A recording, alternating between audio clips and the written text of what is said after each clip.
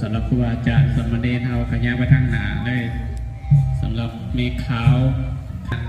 การนำสำหรับญาติโยมเป็นเกี่ยวไปทางเบื้องซ้ายเป็นนั่นขาขยายพื้นที่ในทาง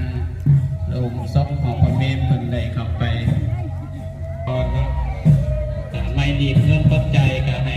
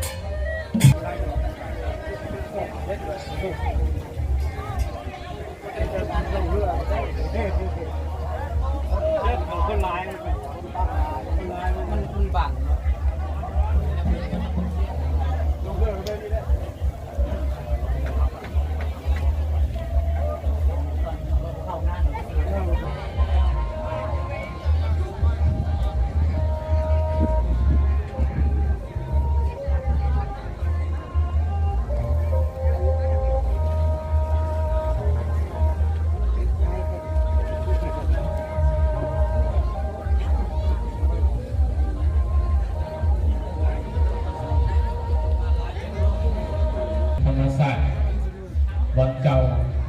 บอกว่าครูบาอาจารย์หรือว่าญาติโยมคนทั่วไปกับสิไปในทุกวันเดียวกันนี้เราทั้งหลายก็ได้ถือธรรมะสติโมรณะสติสติเตือนใจแก่น้องบุคคลมาในชีวิต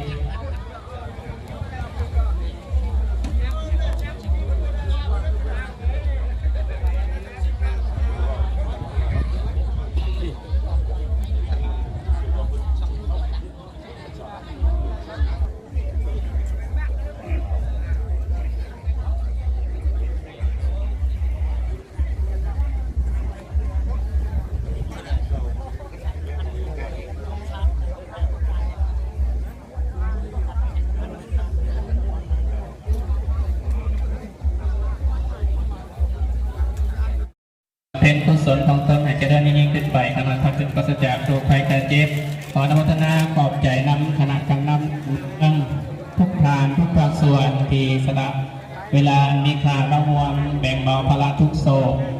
เจริญพรขออนุโมทนาขอบใจมายังศรัทธาคณะกรรมนำกันบ้านออกตนและโยมทุกคนที่ได้แบ่งเบาความทุกโศกให้พวกข้าน้อยก็คือศรัทธาศิษย์สานุศิษย์ทั้งหลายนี้ขอให้ปฏิทานจงมีพลานามัยสุขภาพแข็งแรงขออ้างอิงเอาคุณพระศรีรัตนตรัยสิ่งศักดิ์สิทธิ์ในสกลโลก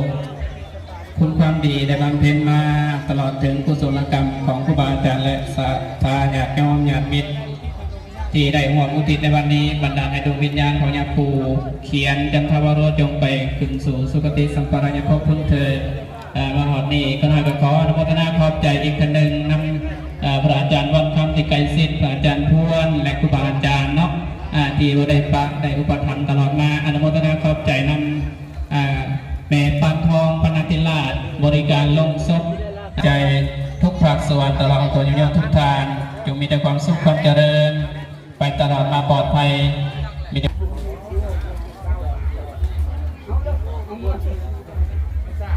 ชั่วโมงนึงยังก็ยังเป็นงานกินมือมาโตหกมือคงยังแบบนางมือใช้ตัวนางยังนางมาไม่เก็บที่หน้าไม่หกมือเลย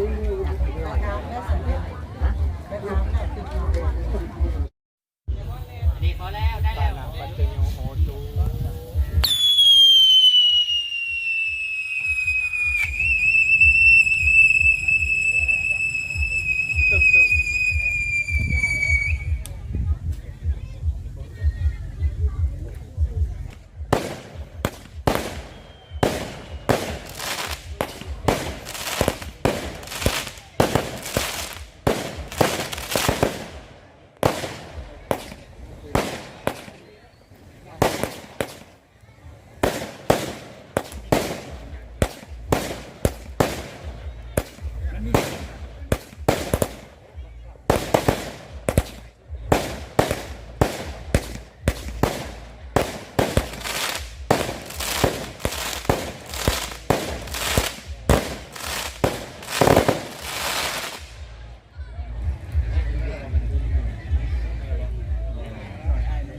ค่าฟังสิแบ่งนะพวก